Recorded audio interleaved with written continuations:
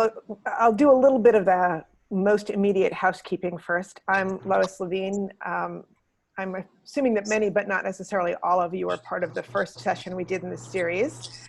Amanda is the fantastic tech assistant. Pause for a second on that note. I'm going to mute everybody and then unmute you, Lois. Yes. It's time, everyone. Great. So. Great, thank you, Amanda.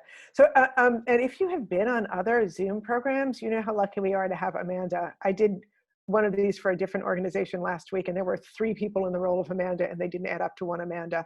So she's been fantastic in facilitating.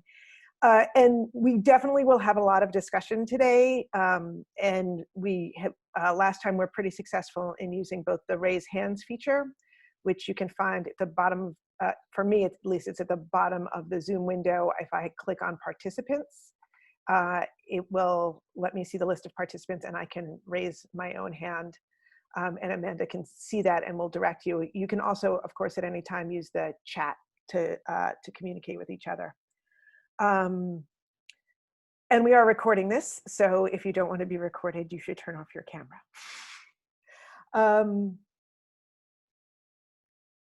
And I want to thank everybody at Blue Sky again. The group has been tremendous in bringing this whole series together. And I want to thank all of the people who took up our invitation and took some photos and shared them. We will not get to everybody's photos today, unfortunately, but I really appreciated people jumping in with very little warning and wanting to participate. I will also say my heart is really heavy today and this week. I have been learning about, studying, teaching about, and writing about racism pretty much for my entire adult life. And I cannot remember a week that has hit me as hard as this one. And so that's going to probably inform this conversation in ways that we did not anticipate when we were planning this series, nor even 2 weeks ago when we had our first session. But I don't expect that any of you is going to take what's going on in the world right now and like put it aside while we're in this conversation. Rather, I want us to create the space to talk about it, and you'll see how that shapes what we're going to do today. But I guess I will jump in and start sharing my screen.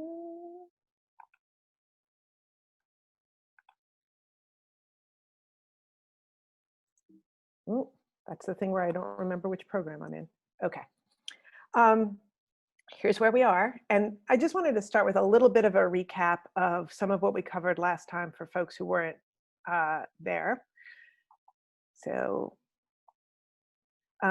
we started off talking just more generally about the power of photography to document, but also to move us emotionally. And I use this example of perhaps one of the most famous photographs from, as I noted at that time, a point where when the country was in crisis, the government thought funding artists to take photographs was a useful thing to do. But really thinking about how the photo, the original, is the one on the right, and then the touched up version that circulated is on the left. How the photo is used to create a story that then becomes the history, and the real history of the woman in this picture is different than the story that's circulated with that photo.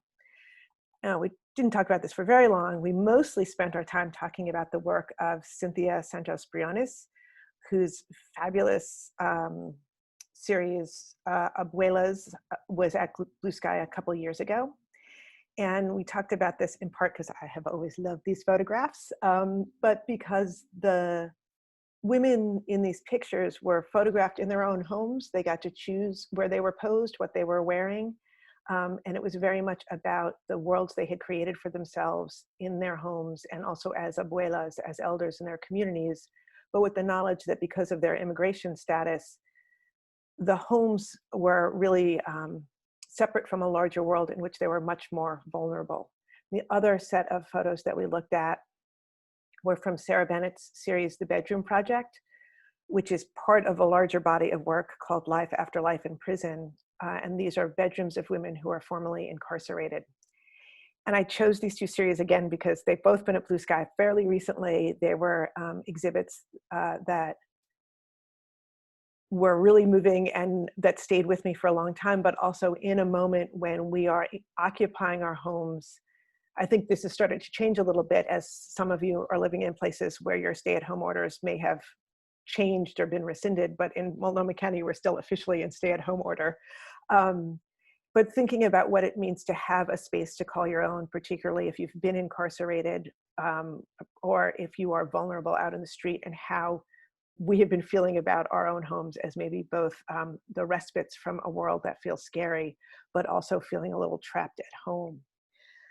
And then there's the question of what's going on in our own homes. So I thought maybe we would start just by talking about this picture, which I did show last time, but I will give you the same starting questions that we used last time, which is really just take a few moments with the picture and think about what you notice, what are some of the things you notice about it, or some of the questions that you have, and then we'll start our conversation there. And Amanda, in her awesome way, will let us know as folks start raising their hands. And I added that to the group chat for people who wanted the refresher. Ooh, that's not what I meant to do. I forget that if I touch things on my screen, things happen.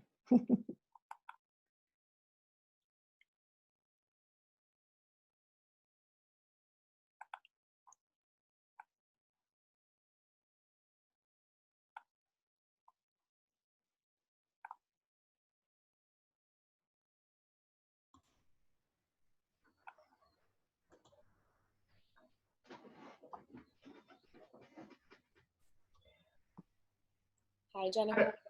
Should I go ahead? Yes, please. I realized Okay. I was on mute. I'm sorry. Well, I suppose this is rather obvious to say, but just the way that the word safe has changed in my mind in a week's time or 2 weeks' time, about what it means to encourage our neighbors to stay safe. Suddenly the danger feels like it's shifted or doubled, especially for some folks. And so I guess I'm just thinking about that word differently between our last conversation and this.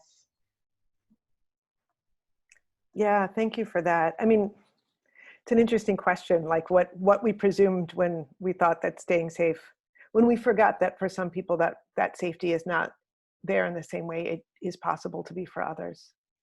Yeah, other things, and this was not meant to be the greatest photograph ever taken. As the person who took it, I will say that, but feel free to sort of talk about it as a photograph. Looks like Chris Rauschenberg would like to chime in here. I was just going to say it's interesting to me because the main thing in the picture is that pane of glass, which is actually invisible, but the picture is all about that sort of glass barrier between inside and outside, I think. Yeah. Yeah, especially because it looks like these little figures, they're pressed up against the window in a way. Yeah, definitely. Hey, Nolan Streetberger, what would you like to contribute? I like how the figures are owls or birds looking at the trees, but they're stuck inside. I'm guessing those are owls.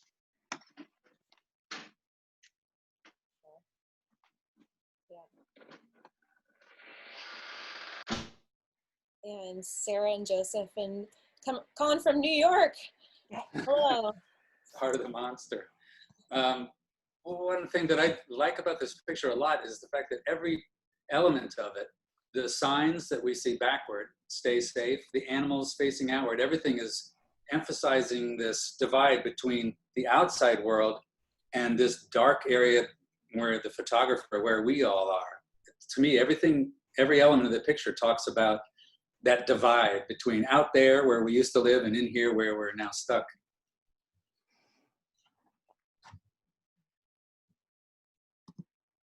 What do you think, Chuck? And I think, interestingly enough, though, although it's about in the photo about it's about being inside, the message is to people who might be outside, or there's some sense that there is something out there that the figures are looking at, and to which the signs are pointed.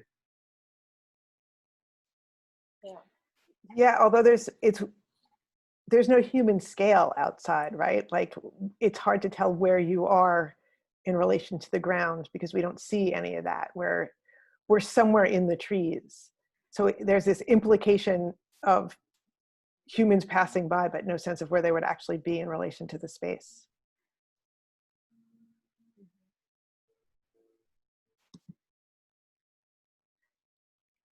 Anybody else like to say anything about this?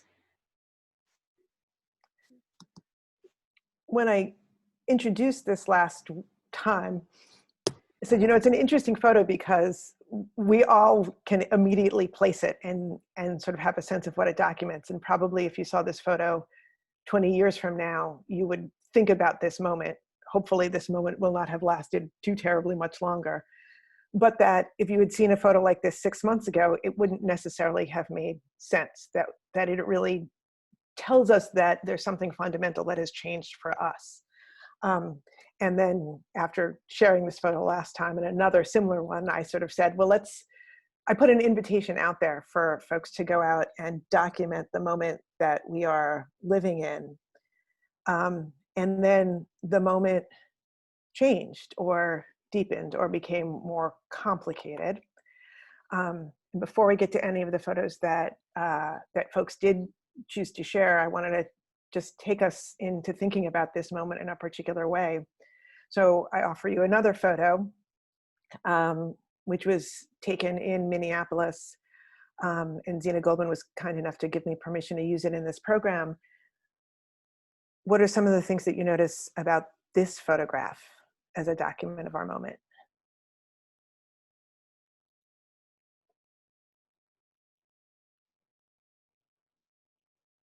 I've been noticing a lot of boarded up windows around Portland getting mural treatment, and I've seen already a few memorials to George Floyd too. So I just think that this form of street art really is the most visible art is right now because people are out on the sidewalk walking around. It's direct, it's larger than life. And that photography also extends that art, right? So there are two art forms here. You're calling our attention to the art form of the mural, but also the art form that is the photographer's work with that mural. Yeah, I think the scale of the mural is really exhibited nicely with the photography and the little girl up front. Yeah.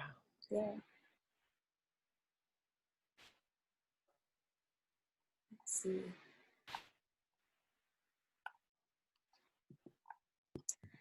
Oh, Dick Wiggers. Hi, Dick. What do you think?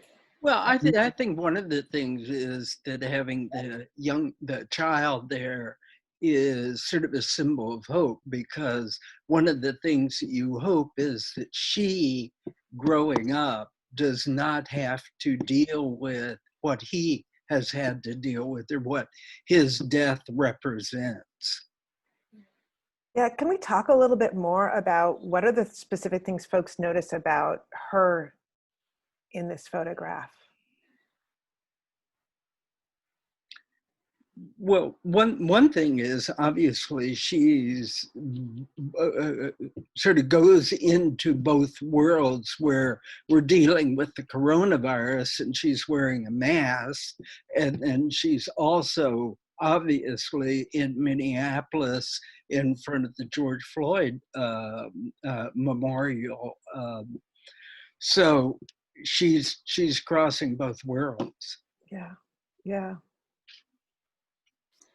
Well, I'd love to hear what Julie Keefe thinks. I'm looking at her thinking about that she's very she's dressed very sweetly, and her sign is very serious. And so I'm thinking, you know, she's holding a sign. She's probably not 5 years old, or not 6 years old. She's probably between 5 and 6. And she's asking, she's already dealing with the issue that says, please don't kill my father, my daddy.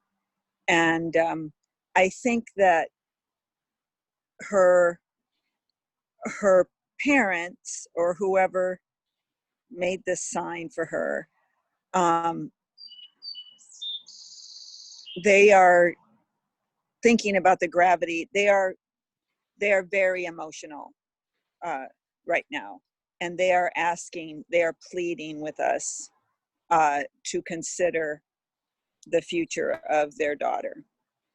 Yeah, I want to call out a few things folks have put in the chat too. Thank you for that. Because Doris in the chat observed, the mask is for the coronavirus, but it also has this implication of muting, right? That a mouth that's covered up is a mouth that can't speak, and this question of the dissonance between the mask and the sign, and as Molly observed in the chat, it's somewhere between an invitation and a plea, right? She's asking something of us as the viewer. And I have to say, thought a lot about what it is like to be the parent of a child of color and feel like you can't protect your child in a white supremacist culture that is violent. But I hadn't thought about what it would be like to be a child wishing that you could have protection for your parents. It's a whole other level of vulnerability that I think makes this would be an amazing picture without her in it, right? There would be enough for us to look at and talk about, but she gives us a human way in and a way to identify. We all can imagine being that vulnerable kid, just wanting the safety of, daddy to play with me. Were there other folks who were wanting to jump in? There are. I'd love to hear from Kit right now. I haven't seen her in so long. It's good to see you. Something that I noticed in the picture that makes me feel really sad and angry, in addition to everything else, is the milk cartons. Because for me, that signifies that for people that don't know, milk is used to wash out people's eyes and faces when they're maced by the police. Oh. And so that you have a child at a memorial site and you have to keep milk nearby because, to me, it implies that the threat of police violence for mourning death and for speaking out against this, and for this little child to speak up and say, just please don't kill my daddy, we have to have milk nearby in case the police attack for that too. Oh. And it just really, it makes me feel so sad and angry. Right, a memorial is supposed to be about the loss that's already happened. And I didn't realize that about the cartons. Thank you for teaching us that. But that there's this implication that not just in the child's sign about the potential for violence, but the reality that simply memorializing becomes a dangerous act or potentially dangerous. We haven't heard from Rebecca yet, so I'd love to hear what Rebecca thinks.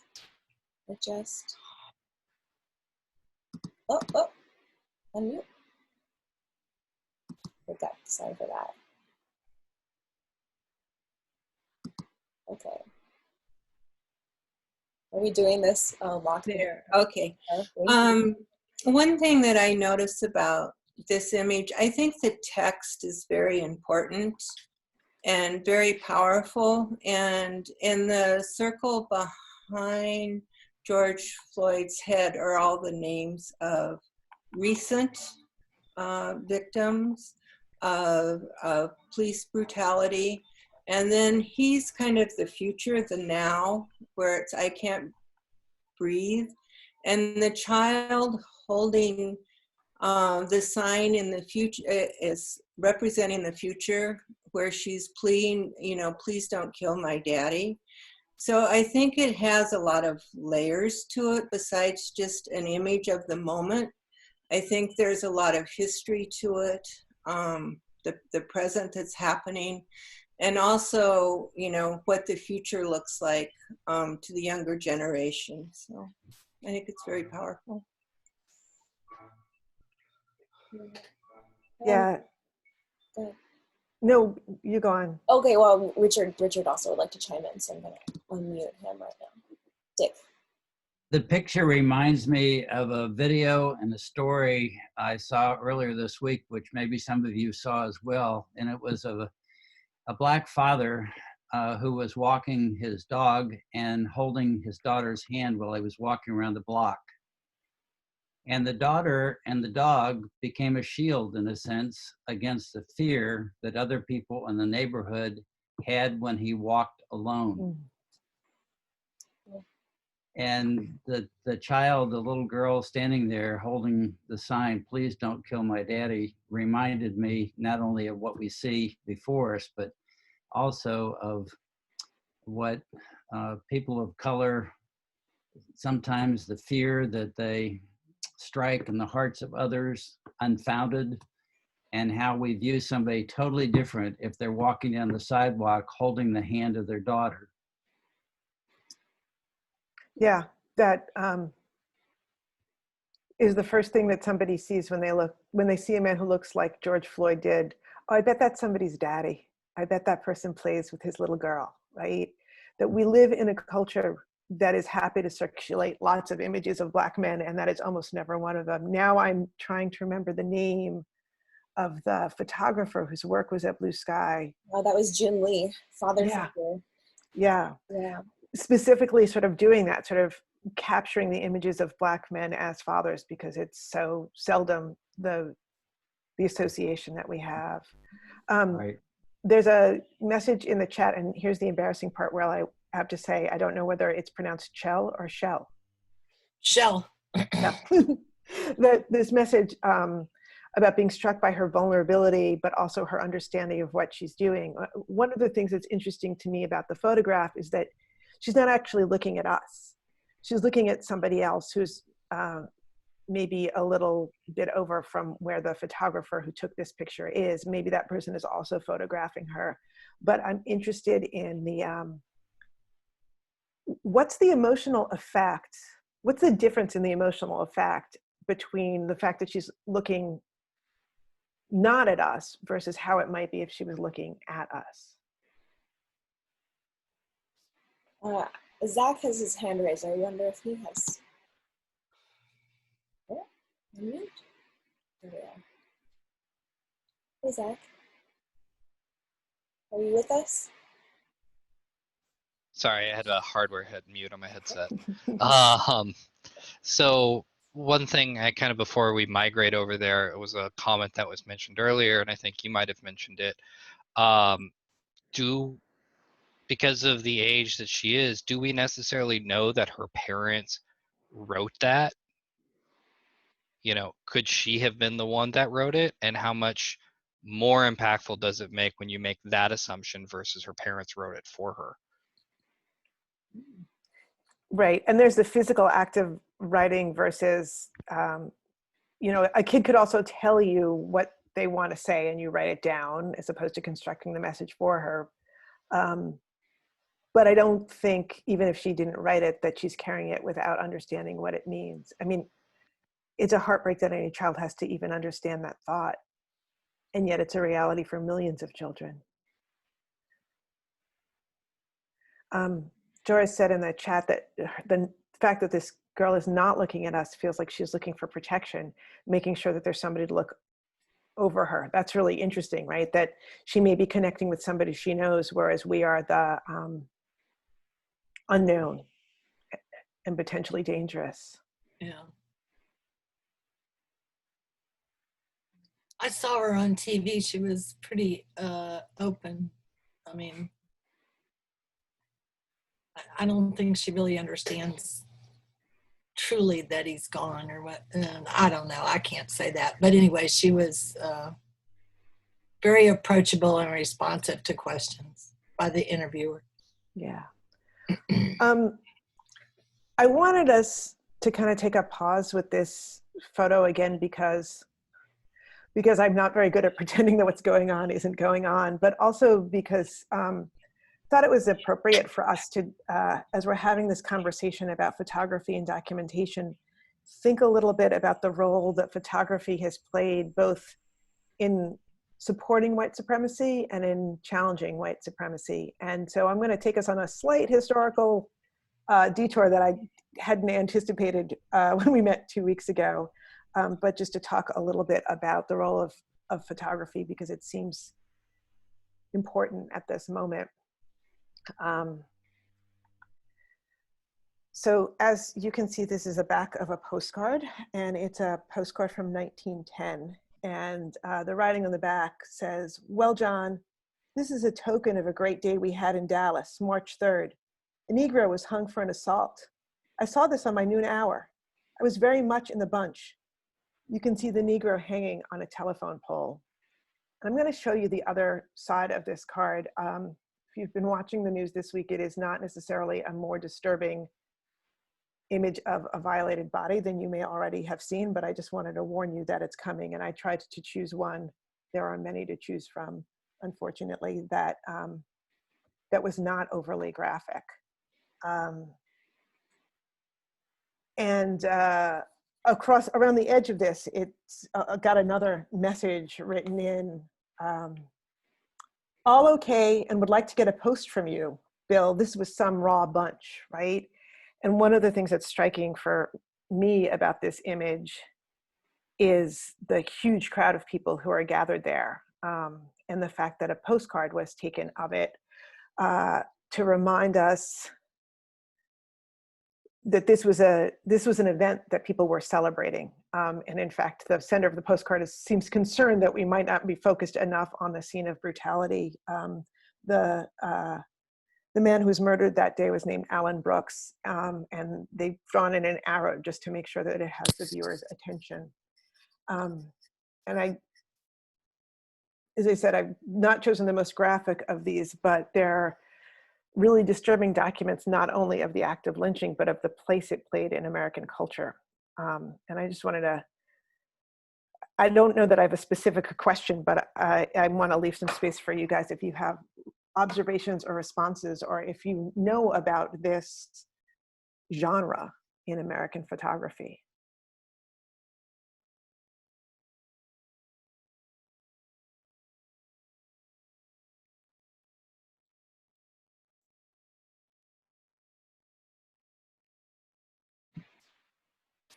No one's got their hand raised, but maybe, oh, Kit. Hi, Kit. Why isn't this working? I don't know about anything about the genre of photography, but what it reminds me, some of it is, I've been on social media more lately than I had been before stay-at-home orders. And some of the images that are shared, even in a way that people might think is like well-meaning or well-intentioned, I think it feels like, I can't think of a different name for this, but the name of it I've heard is like suffering porn. Mm-hmm. Like, will show violence against people of color or people that are poor, and we'll take a picture of it, a video of it, and then we'll show it on social media. And people that are removed from those realities will like clutch their pearls and look at it and have an emotional reaction and say, "Oh man," and then go on with their day unchecked. You mean that they're supposed to be sympathetic with the plight of the downtrodden, but not in any way that actually involves? It doesn't involve any kind of realistic change in the structures of our society. So it's almost like people are, that's why it's called porn, is that people are like getting off on it. Like, right. It's about their white-centered emotional reaction. And then they can feel this, oh, that's outrageous. I've had a sense of justice. And then that's all they do. Like there's no movement past it. It's interesting. It's interesting to think about this against that, justice moment, because this, of course, was meant to proudly document a wonderful event, right? I understand that. Right. I understand the history of lynching and stuff too. That this wasn't meant to evoke like a sense of let's bring justice to the situation. I understand the history of lynching in that way.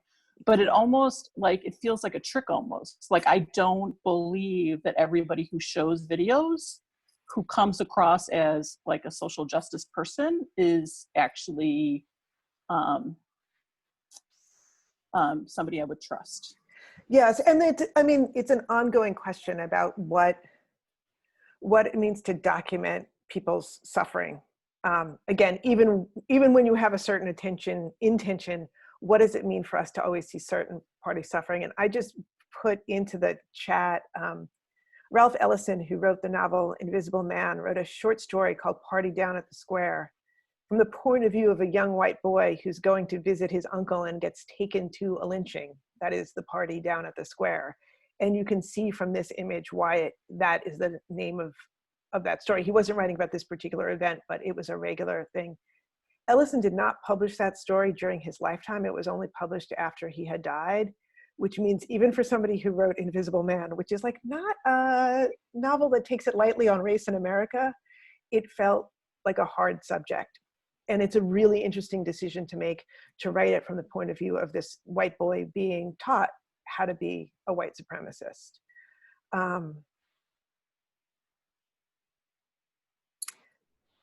Sharon, I think Sharon would like to chime in, and I'm just unmuted her.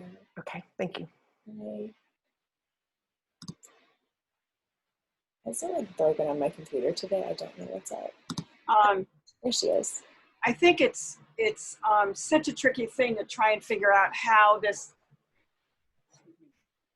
it's hot here, how all of this can be changed. I mean, for one thing, I've noticed just in under 24 hours, a lot of galleries are trying to get Black artists on the, you know, get them in here, you know, and I think it's tricky because, I mean, I teach in one of the most diverse schools in the country, and yet still there's a small portion of Blacks in the school, African American.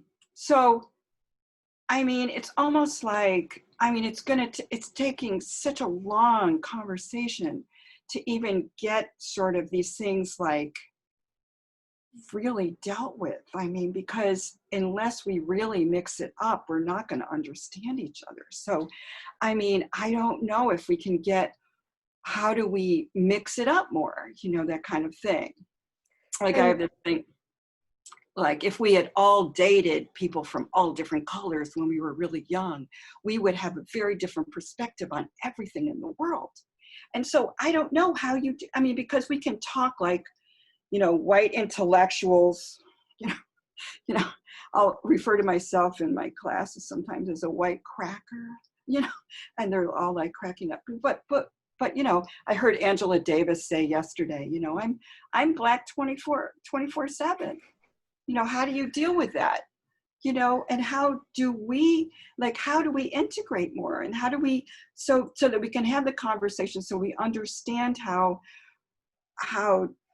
we communicate or understand or not understand each other. We have to communicate how we don't understand each other. Well, there's a comment that I don't want it to get lost in the chat. Thank you for that. Was a comment that Molly made about, you know, the person who holds the camera wields a lot of the power. And I know last time when we were talking about Cynthia's work, somebody said, yeah, the subjects here really seem to have some agency. I think it's true with Sarah Bennett's work as well. And this is like the opposite side of that, right? This is not just power enacted against this Black man who's been murdered, but like, think about what a postcard is. Not only is it supposed to be the document of like, you know, here's my trip to Niagara Falls, which clearly the person sending this was a great day. Here's the fun thing I saw at lunchtime. But that because a postcard, we all see what's in a postcard, right? You know, like every stop on this postcard's journey to wherever it ended up, other people were seeing it too, right? So that image of a particular kind of power dynamic, a racialized power dynamic, was constantly being reinforced for everybody who was seeing it. And somebody's put in the chat, right, that there's a spectacle. There's the spectacle of the event of the lynching, and then there's the spectacle that the postcard creates. I'm gonna move us to the next image. And some of you may recognize this one, and feel free to identify it if you know it.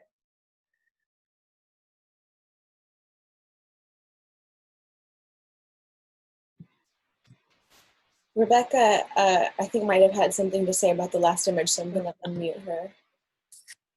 And unmute. Abracadabra. But what I just wanted to bring a little bit of historic, I think, significance of the lynching that was in the postcard.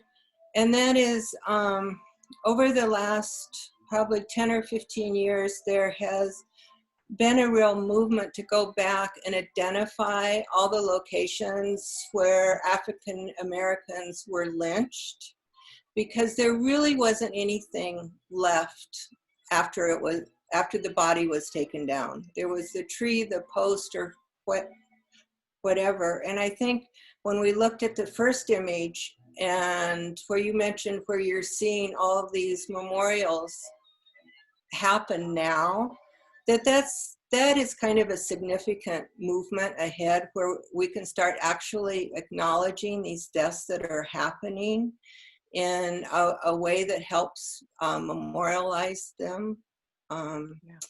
And so I think that shows a little bit of shift. And this one is of the boy that was Tilson, I believe was his name. Emmett Till. A number of folks have mentioned it in the chat. Emmett Till. Yeah. And I was at the African American Museum just a few months ago, and it was pretty powerful. There was a huge line to go to this room. It was a lot of kids from schools in the DC area, and it took probably 45 minutes to go into this room. And there was a real small room with a few pews, and it was his coffin, and people would actually walk by and look into this coffin. And it was a very emotional moment. People would cry as they would walk up to it and look at it. So I believe this was taken in is it the 40s when this happened? It was 1955. But the coffin is still there, and it still has the photographs. Right. So Emmett Till's mother famously decided that she would have an open coffin, and the series of photographs were in Jet magazine, which is an interesting choice, right? She chose a Black publication. I don't think Black folks needed to know that this was happening. I think they were all too well aware that lynching in its many forms, he was not hanged, he was tortured and murdered in another way, was going on. But that the photographs itself, by insisting on having an open casket, and the more famous photograph is of her sitting above the casket, and you can see his face and body in that image.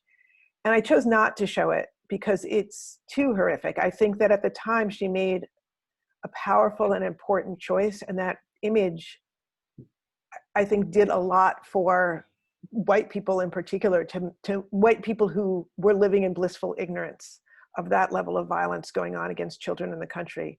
But I didn't feel like we needed to look at a picture of a tortured child today. It's done its historical work. And that the picture of interestingly, in that photograph, she is not grieving, she is stoic.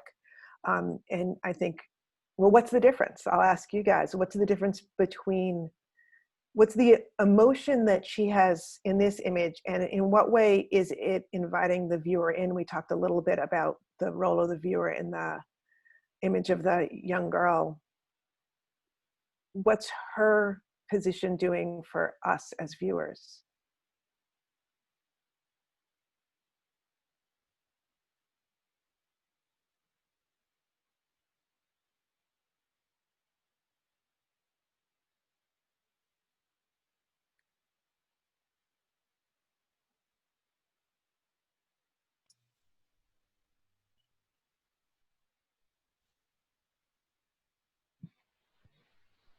Amanda, yeah, no, Chuck just raised his hand. I just unmuted him. Thank you. Sorry, I didn't notice that had been unmuted. You don't see what she's seeing. We're left to imagine what she's seeing. And we know what that is just from historical context, when we see the photographs of the living Emmett Till, which are at her eye level too, which is interesting. There's just this sort of line across the photographs towards her face and head. we see her grief and someone holding her up. But the thing that's coming out of the picture at us is the casket with which we know has a body in it. Right. Yeah. So what you're saying is that the sort of the line of perspective pushes the casket towards us. And then we also have the line of where her eyes would be if they weren't closed in tears and grief, which are these images of the beautiful son that she had until he was taken from her. It's also really interesting that there's this other figure here. There's a second human figure, and they're both kind of clutching the casket, but it is also this thing that's in between them.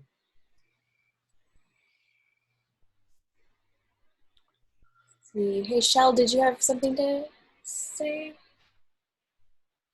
Maybe that was accidental. Or was that me or another one? Oh yeah, no, is that you? Did you have something to say?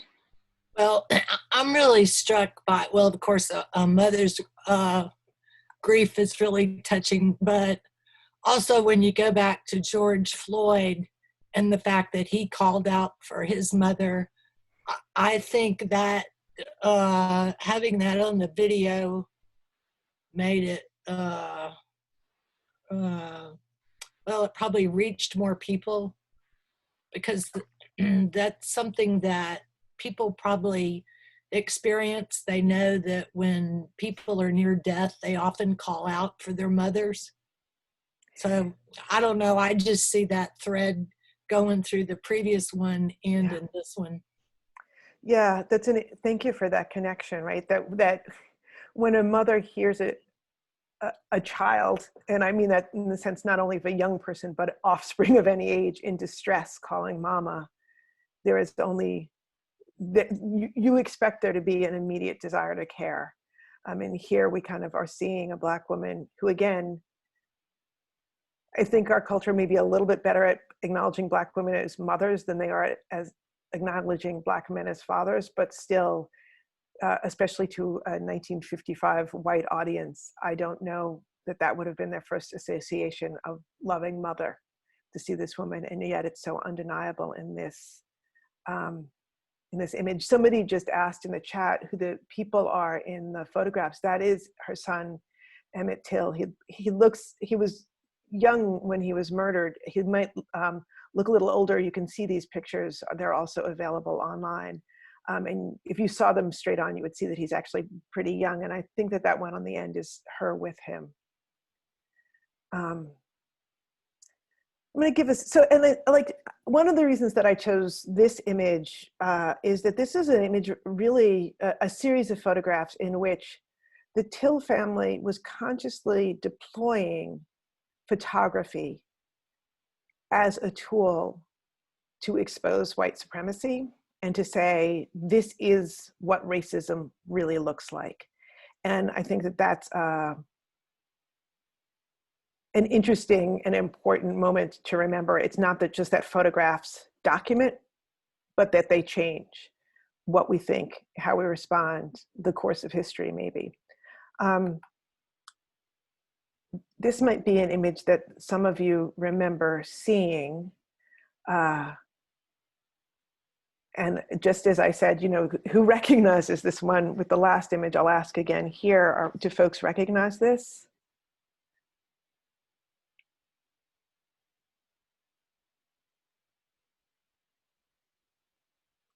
Yeah, Jennifer has put in the chat, it's the police beating of Rodney King. I cheated a little bit here because it's technically not photography, it's video. And you can see from the date timestamp that it's 1991, right?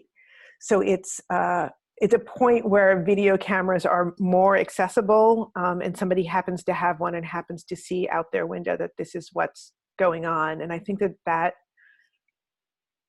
was well, before I say anything, I will say, there are probably enough of us of enough of an age in this group to actually remember this video circulating, and what did it mean for you to see it then, and what does it mean for you to see it now?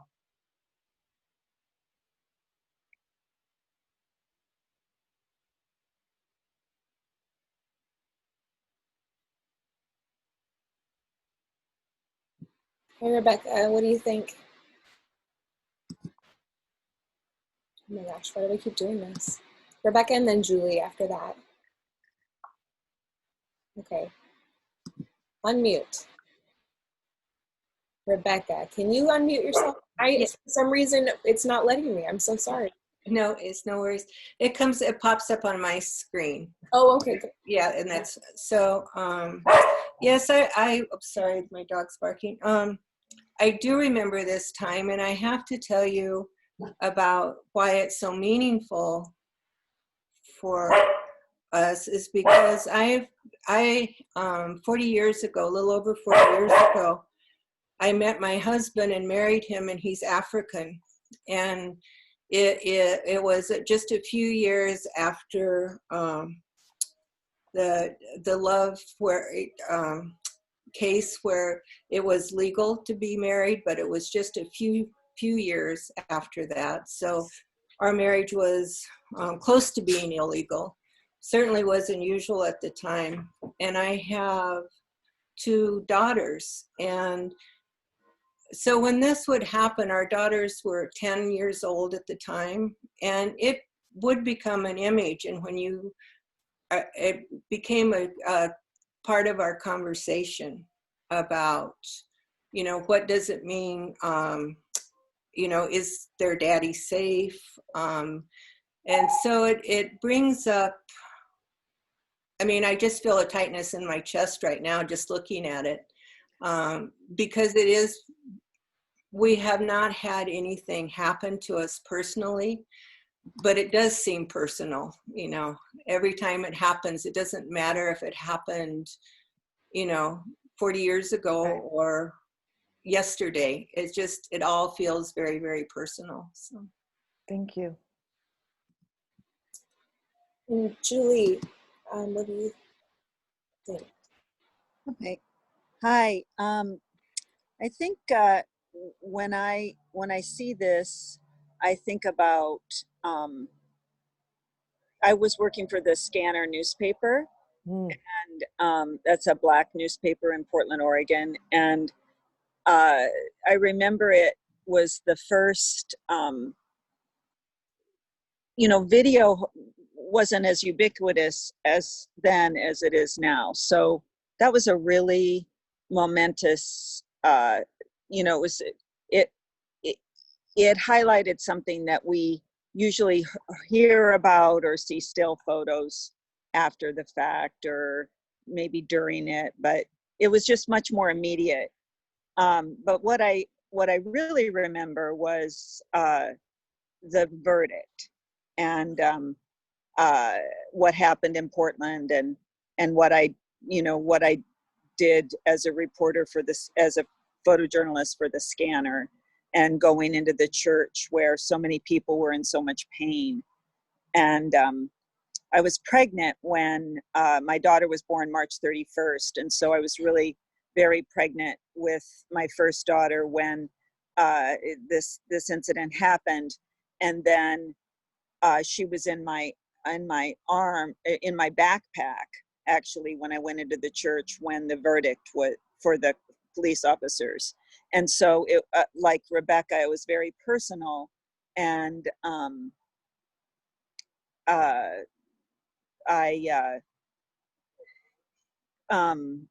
it was just very painful as a white woman walking into the Vancouver Avenue Baptist Church with my daughter in my backpack. And because I couldn't find a babysitter on a moment's notice, just to photograph the pain that I was seeing. And I have a much longer story, but I'll let that go. But it was just it was a seminal time in Portland, and much like right now is. And we avoided a lot of the violence in Portland that LA did not. And I think about the leaders who were leaders then and are still leaders now, 30 years later, or, nearly 30 years later.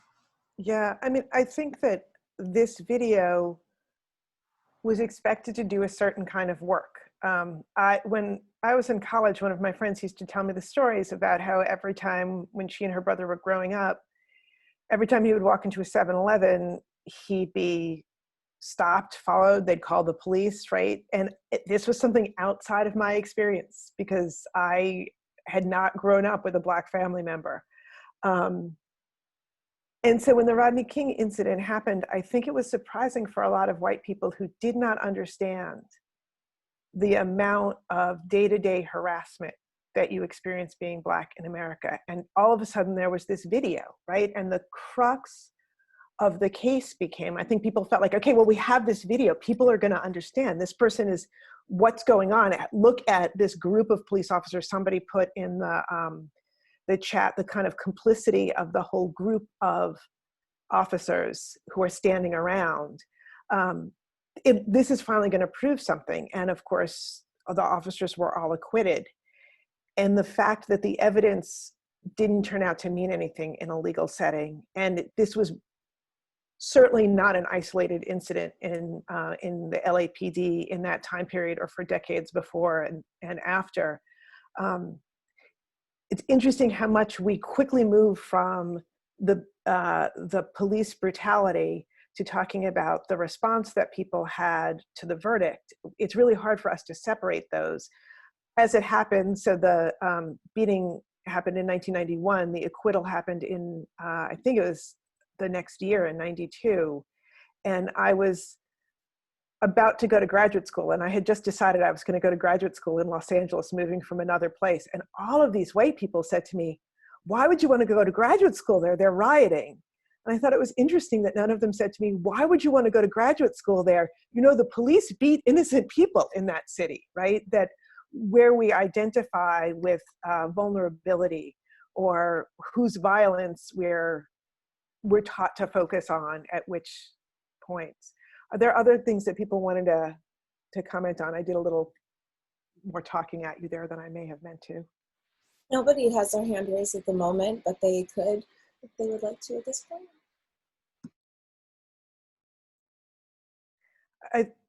I think one of the things that's been most shocking for me in the past week is the realization that, like, so now everybody's got a camera in their pocket, right? Because everybody's got a phone in their pocket and the cameras come on the phones.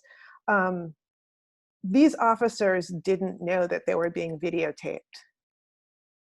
The police in Minneapolis knew that they were being videotaped. People who were, videotaped is probably technically the wrong term, but they were being recorded.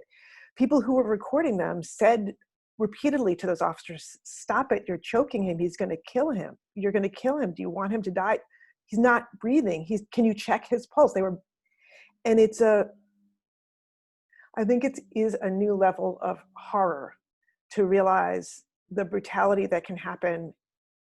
It sort of brings us back to that earliest image in this series, right? The image of the lynching, that the brutality becomes not this hidden thing that happens at night when you think nobody's looking, not the body that we cast in the river as was done with Emmett Till, assuming nobody would find it, but this open spectacle was the word that somebody used earlier.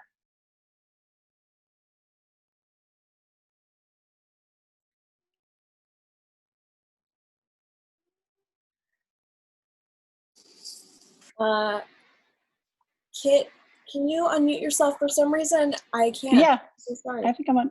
Can you hear me? Yep. Yeah, and as you were speaking, I was thinking about, I was in high school when this all happened, and in a very white, cop-centric, but denying to ourselves that we're racist kind of place. And so, because I wasn't told we were racist, I was told racism was bad.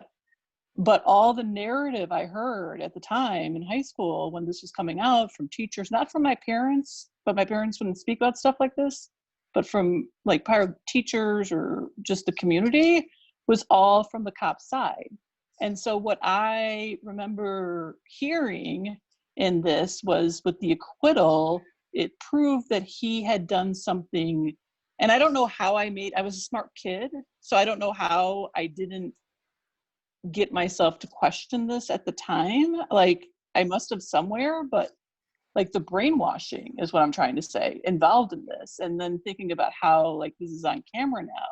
it's like that brainwashing of white people of taking any image or anything that can happen and just turning it around and making it, and to keep that narrative. And it's horrible. And I don't understand how, like, it's just bad. And it's just like, that's my experience of it, is thinking about how I only received the cop centric story and narrative around these images when I was in high school, and how that affected, you know what I mean? Like my ability to like see truth and analyze. Yeah, I mean, I think that's part of what happens with any image, any video, right? We have a perspective, and whose is the perspective that we take on, and whose perspective are we denying? And definitely in the court case, this video was slowed down, and there was all of this emphasis on Rodney King's body. And the defense lawyers, I mean, really like trying to show that he was resisting. And at this point, they would have been scared for that reason. And at that point, when it helps if you live in a culture that has taught you to think that all Black men are scary, then that reading becomes the reading that the jury takes on, right? And again, we like to pretend that certain things are neutral, that video is neutral. And I don't mean when video gets doctored. I mean, this is just a video shot. But yet, as you said, how we're reading it and what we bring to that reading completely changes what we think we're looking at.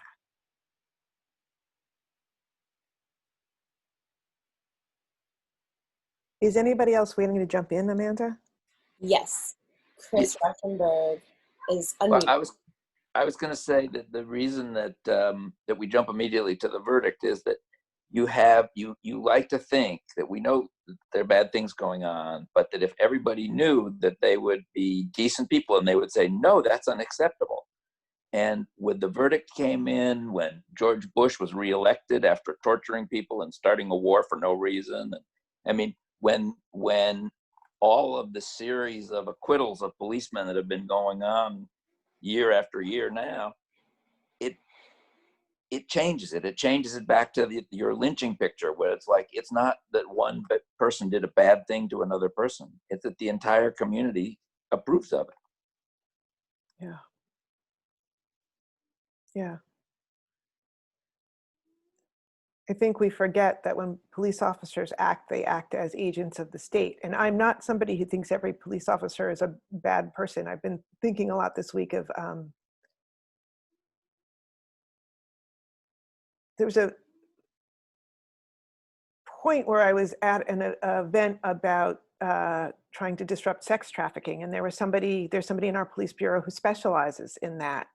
And not long after that event, I saw somebody who I was pretty sure was being trafficked. And I felt helpless mostly, but I was able to reach out to that police officer because I had taken his card and say, here's what I did. Could I have done more? Is there anything I can share with you that might be helpful? And it felt exactly like you want it to be. Like there are people who care about people's safety and you can trust and rely on.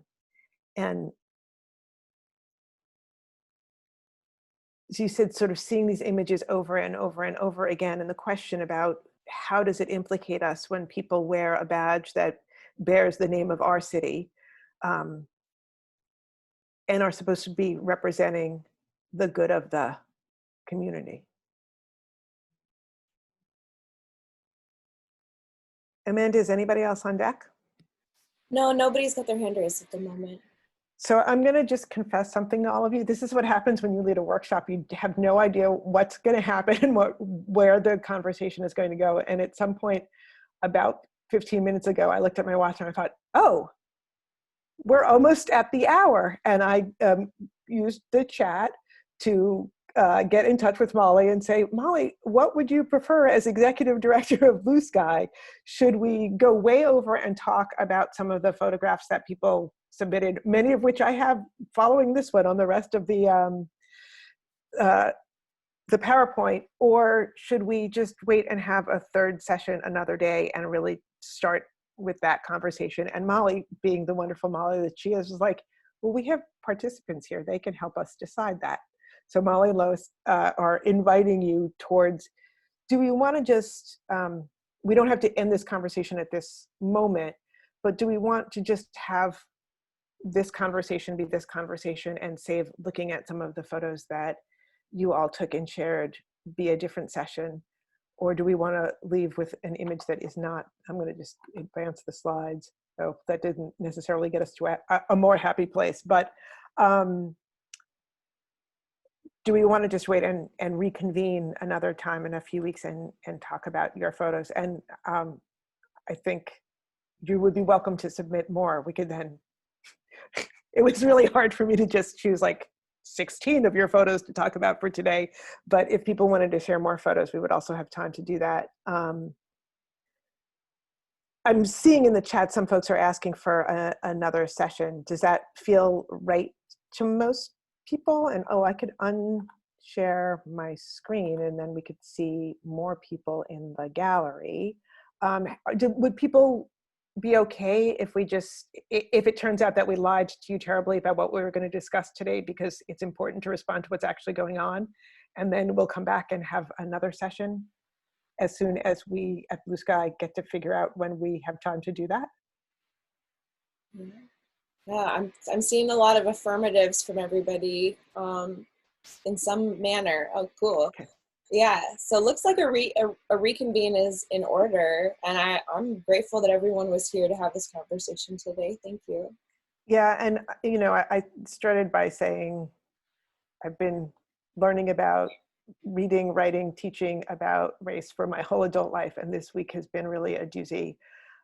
So if folks want to stay and talk and process, I'm happy to stay on for a little bit. I didn't mean to kick everybody off, but for those who just want to take a little time and space to think about what we've talked about, we can pretend we're closing now and just linger as you wish to linger. And we probably need to just make sure that I don't say, let's do this again in X weeks, and then have Molly say, Lois, no, the gallery has other things going on that day. So we will email you very soon with the date for the next session. But again,